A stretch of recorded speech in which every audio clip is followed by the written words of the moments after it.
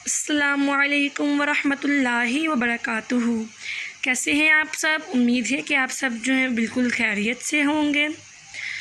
आज की इस वीडियो में आपके लिए लाई हूँ मदनी कायदे का लेसन नंबर 9, जो कि है हरूफ लीन के बारे में, जो कि है हमारे कुरान पाक की खूबसूरती का राज।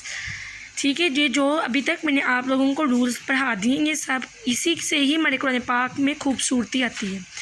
इसी की वजह से ही जो हमारा कुरान पाक है वो उसकी जब हम तिलावत करते हैं तो हमें खूबसूरत लगता है। और आज मैं आपको बताऊंगी कि आप लोग ये हरूफ लीन के मामले में कौन कौन सी गलतियां करते हैं।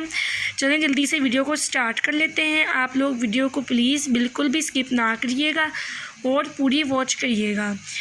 मैं आप लोगों को हरूफ लीन के बारे में बताने से पहले बताती चलूँ दुरूद पाक की फ़जीलत।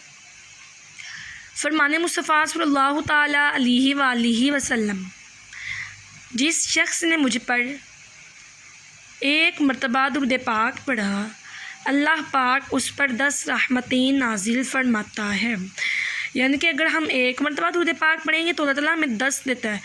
ठीक है, शुरू कर लेते हैं। हमारे सामने हमारा मदनी कायदा मौजूद है। अब मैं आप लोगों को यहाँ से करके दिखाती हूँ। पहले अब हम खोल लेते हैं। ये देखिए हमारा लेसन नंबर 9 खुल चुका है, हरूफ लीन। अब हम पहले जानते हैं कि ये जो रूल्स हमारे सामने लिखे हुए हैं, इस रूल्स में हमसे क्या कहा जा रहा है। थोड़ा जूम कर लेते हैं। ये देखें, सबसे पहले उन्होंने बताया है कि हरूफ लीन जो हैं वो हमारे पास 2 हैं, वाऊ और या। हरूफ लीन हमारे पास कितने हैं? 2 हैं हमारे पास, वाऊ और या। अब वो बता रहा है कि जो वाउ यानी कि वाउलीन है वो कब होगा। हरूफ लीन हमारे पास 2 हैं, वाउ और या।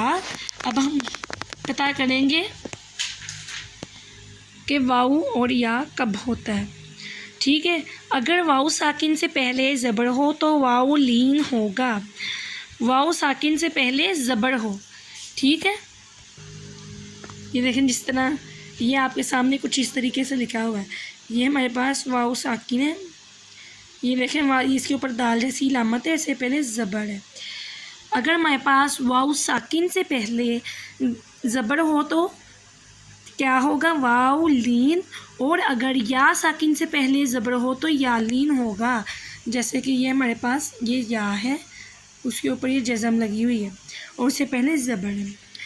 कहता है कि हरूफ लीन को बगैर खींचे, बगैर झटका दिए नरमी से मरूफ पढ़े। यानी कि इनको लंबा नहीं करना चाहिए और इनको ना ही 2C काउंट करना चाहिए, बल्कि इनको 1C काउंट करना चाहिए। और हमने इनको झटका भी देना चाहिए, जैसे हम बाऊ बई ताऊ तई, इस तरीके से नहीं पढ़ना चाहिए, बल्कि प्यार से, मोहब्बत से, नरमी से बाऊ बई ताऊ तई, इस तरीके से प्यार से पढ़ना चाहिए। अब हम इसको पढ़ना स्टार्ट कर लेते हैं। अल्हम्दुलिल्लाह रब्बिल आलमीन वस्सलातु वस्सलामु अला सय्यिदिल अंबिया वल मुरसलीन, अम्मा बाद फ़अऊज़ु बिल्लाहि मिनश शैतानिर रजीम, बिस्मिल्लाहिर रहमानिर रहीम। हमेशा की तरह पहली लाइन हम हिजों के साथ, अगला रवानी के साथ। अब ये देखें, ये हमारे पास बा वाव ज़बर बाऊ, बा या ज़बर बई, बाऊ बई, ता वाव ज़बर ताऊ, ता या ज़बर तई, ताऊ तई। ठीक है, सा ज़बर सा वाव ज़बर सऊ, सा या ज़बर सई, सऊ सई। अब हम अपना तेज़ी के साथ रवानी के साथ पढ़ते हैं।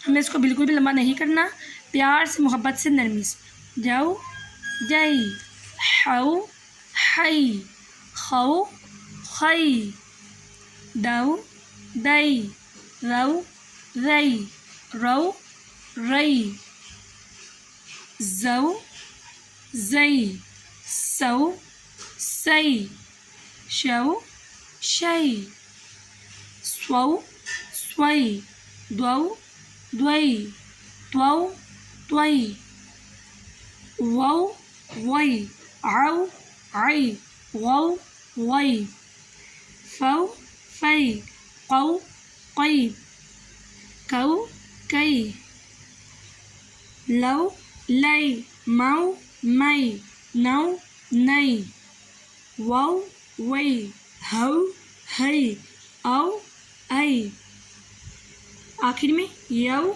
यई। अब हमारे सामने ही हमारा जो लेसन है ये कंप्लीट हो चुका है। अब मैं आप ऐसे कर लेते हैं।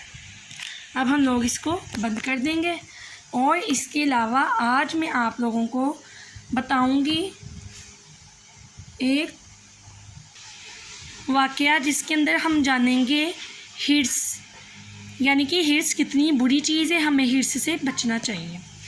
ये हमारे सामने हमारे पास एक बुक मौजूद है हिर्स। मैं आप लोगों को इसके अंदर से एक वाक़या सुनाती हूँ ताकि आप लोगों को भी पता चल जाए कि हिर्स का क्या नुकसान। ये हमारे सामने ये बुक है, इसके ऊपर से मैं आप लोगों को सुनाती हूँ। सोने का अंडा देने वाली नागिन। हज़रत सैयदना अब्दुर्रहमान बिन अली जोज़ी अलैहि रहमतुल्लाहिल कवी ने उयूनुल हकायात में एक दिलचस्प सबक आमूज़ हिकायत निकल की है कि किसी घर में एक अजीबोगरीब नागिन रहती थी जो रोज़ाना सोने का अंडा दिया करती थी। घर का मालिक मुफ्त की दौलत मिलने पर बहुत खुश था। उसने घर वालों को ताकीद कर रखी थी कि ये वो बात किसी को ना बताएं।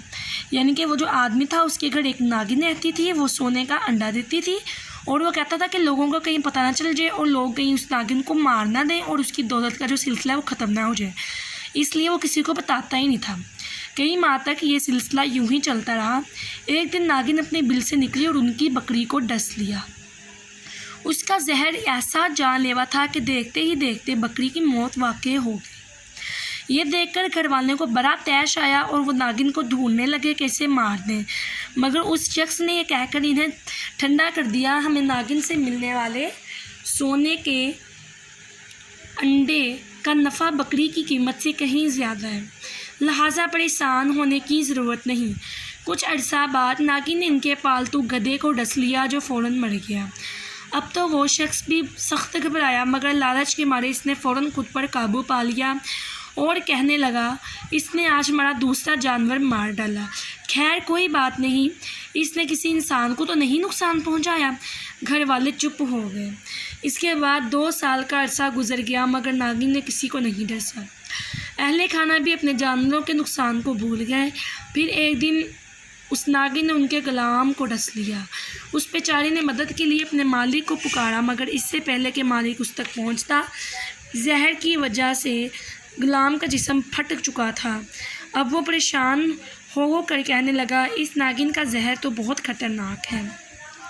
इसने जिस को डसा वो फ़ौरन मौत के घाट उतर गया। अब कहीं मेरे घर वालों में से किसी को ना डस ले। कई दिन इसी परेशानी में गुजर गए कि इस नागिन का क्या किया जाए। दौलत की हिर्स ने एक बार फिर शख्स की आंखों पर पट्टी बांध दी। अब हमने यहाँ तक पढ़ लिया। अब मैं आपको इससे अगली कहानी अगली वीडियो में सुनाऊंगी, तो आप लोग अगली वीडियो का इंतज़ार करिएगा।